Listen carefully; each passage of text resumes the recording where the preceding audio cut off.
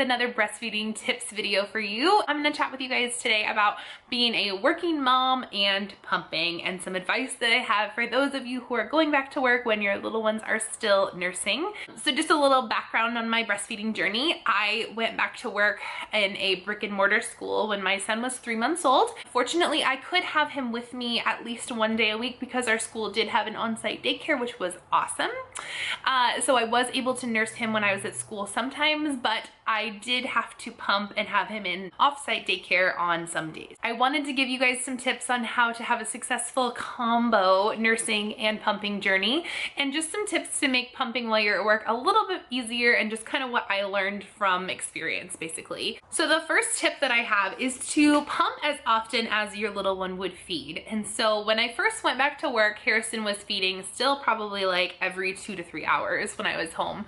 So it was absolutely required for me to be able to pump every 2 to 3 hours. I am a teacher, so I know there are a few other teachers on here who follow me, and you may know that difficulty. So if you are a teacher and you've been in a classroom, you know how difficult it can be to step out. Our school was a little bit different from like your traditional school because we were an alternative school, so we had a later start and a couple of other breaks throughout the day, which did lend some extra time where I could pump and, you know, and or breastfeed. We also had some amazing support staff there, so I was able to, you know, call on them and have them step in and, you know, hang with my class once I got them all started and set up and had done the instruction part so that I could pump. So I was stepping out of my classroom every 2 to 3 hours. So what I would do is I would nurse Harrison early in the morning when I would leave, and I would drop him off with his daycare person with his frozen milk, and I would nurse him before, so number one, he was all full and ready to go, hopefully for a nap for her,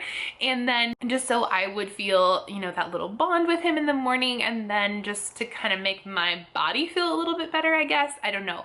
If you are a nursing or pumping mom, you will know that it is really, really uncomfortable if you have to go quite a while without pumping or nursing. So I definitely nursed him before I left, and then when I arrived to work around like between 8 to 8:30, I would pump. So before any of my kids got into my room, I would pump, and then we would have class from 9 to 11:30, and then we would have lunch. So I would be pumping during my lunch break, which I do not recommend. So if you can just utilize that time to have lunch, just kind of take a deep breath and just have your lunch and not have to pump and eat, I highly recommend it.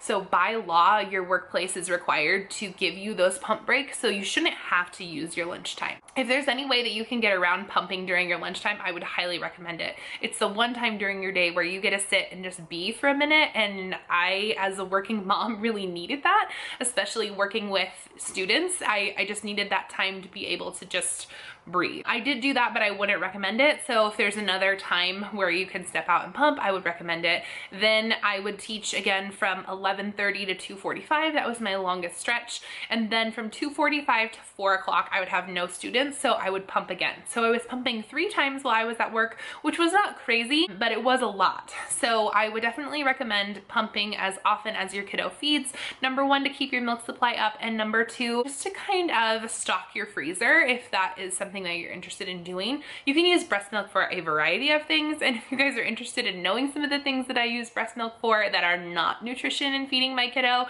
I can definitely share those in a video, so just let me know in the comments below if you want to know those. The second tip that I have for you guys is, even if your pump has a letdown cycle, like my pump, I had the MEDELA pump and style, and it did have a letdown cycle, so it would do like a quicker suction before to like stimulate a letdown, and then it would do like a longer drawn out one to kind of express the milk out once I had a letdown. Even if your pump has that feature, I would warm up your breasts, like warm up your breasts by massaging them. So it helps with letdown. It also helps with just keeping everything like not in pain. I don't know, like I got really, really painful feelings in the like the muscle part of my breasts, I don't know, when I was pumping as opposed to nursing. I don't know if it had to do with the pump I was using or whatever, but massaging definitely helped with number one, promoting a letdown, and then number two, just giving my body just the comfort that it needed. The third tip that I have for you guys is, even if you have pumped and you think that you're empty, I would try to hand express a little bit of milk at the end. So no matter which pump you have, even if it's the best pump on the market, it doesn't do as good of a job as your baby does. And I always found that my manual pump or hand expressing did a much better job at fully emptying my breasts so that it could promote more milk to fill in there and just keep my supply up. So I would highly recommend either using a hand pump at the end or hand expressing milk if you can. The next tip that I have for you guys is, during your pumping sessions, watch a video or look at a picture of your little one. It will definitely stimulate that oxytocin, which will stimulate your body to let more milk out. So your body will think that it's time to feed baby, and you will be ready to feed baby as soon as your milk gets to them. It definitely helps with pumping. Look at a picture of your little one or watch a video. It also always made me feel better when I was at work to be able to look at videos of him and like to look at pictures of him. It made me feel close to him even though I was at work for the day. So definitely look at pictures of your little one and watch videos while you are pumping. It really helps. The next tip that I have for all of you working pumping mamas is to relax. And I know that this is easier said than done, but this is why I recommended to not pump during your lunch break. It is imperative for you to take that time and just kind of have some self-care. If you are stressed, it's gonna be much, much harder to pump. I can tell you from experience that any time that my mind was like racing at work, I would not have a successful pumping session. I don't know, my normal pumping sessions took anywhere from like 20 to 30 minutes because I like to pump one side at a time. So if I was stressed, or if I like couldn't get myself to relax, or if I couldn't turn off my mind, I was taking upwards of 45 minutes to an hour. But it just makes everything so much easier if you can just sit down and relax. The next tip that I have for you guys is to consume enough calories. So this is something that I really struggled with as a teacher. I remember before I had Harrison, when I just had Delilah and I wasn't breastfeeding, I would go all the way until lunch with just like a cup of coffee in my system. And when you're breastfeeding, that does not cut it. So whether you need to like keep a little bag of almonds in your pocket, or whether you need to keep like a granola bar on you, or whatever it is, make sure that you are consuming enough calories and using those milk-friendly foods to really help your supply. I highly recommend having enough calories, otherwise you will be feeling it.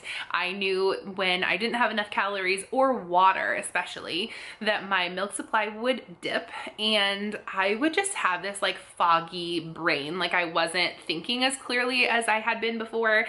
So it is really, really important to take care of your body and to eat enough calories, because you are trying to support another person. You're making food for another person, so make sure you give yourself enough food and nutrition. The next tip that I have for you guys like blew my mind. It is a huge time saver. So if you have access to a fridge, I had a mini fridge in my classroom. You don't have to wash your pump parts between pumping sessions. All you do is you put your pump in the fridge after you're done, and it keeps the milk cold, right? So nothing gets spoiled, no mold starts to grow, nothing like that. So if you just keep it in the fridge between pumping sessions during the day, and then wash everything at the end of the day when you have time, it is a game changer, I'm telling you. So it takes a lot of time to like disassemble your pump parts. If you're a pumping mom, you definitely know, but put them in the fridge. That will save you so much time at work if you have access to that. And then try not to stress yourself out about having a huge freezer stash or when you go back to work. So I started pumping when Harrison was like a month and a half old. Number one, we wanted to try to get him to take a bottle, which we were not successful at. That kid wanted nothing to do with a bottle. Now he just wants to chew on them, go figure. That kid, it was so hard to get him to take a bottle. Our daycare gal is just a miracle worker, and she was one of the only ones who could get him to take a bottle. But side note, I started pumping when Harrison was about a month and a half old. He was about 6 weeks old, and I ended up with just enough milk. I'm kind of a just enough producer. I did try to donate milk, but I don't make enough. I don't have an oversupply like that. Don't stress if you don't have enough stash, or if you don't have a huge freezer stash. I know that when I would take like 2.5 full bags of milk for Harrison, it would last him the day. So that was just enough, and then he would eat tons when I picked him up. So make sure that you're not stressing yourself out about building up a huge freezer stash for when you go back to work. You want to enjoy that maternity leave and enjoy time with your little one. I hope that this video was really helpful to all of you working pumping mamas out there. I know that I was always searching for advice from other working moms, and I didn't find a ton of it on YouTube. It's just not out there. I mean, there's a couple of really informative gals, but it's not out there to be found. So I hope this is really helpful, and I hope that all of you have successful maternity leave, and I hope that all of your babies just thrive and you rock it going back to work. So if you have any questions for me as a working mom, I did transition to work from home, but I was still pumping in, you know, on my pumping schedule when I transitioned because my little guy still went to daycare. It was still in our schedule to have the pumping and all of that. So if you have any questions about pumping, breastfeeding while working, breastfeeding in general, feel free to leave those down in the comments below. I love video requests, and I love answering questions and helping people along. If you're new here, don't forget to hit that red subscribe button below. I do breastfeeding videos all the time. I love breastfeeding, and I love advocating for breastfeeding moms and pumping moms and nursing moms and everybody who feeds babies mama's milk. If you are one of my subscribers who has already hit that red subscribe button, thank you. Thank you so much. I love that you're here. I love your comments. I love chatting with you.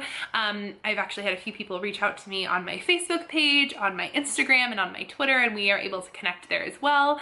I love having this community, and I honestly couldn't do this without you guys. So thank you so much for being here. And by the way, you guys, have fun today.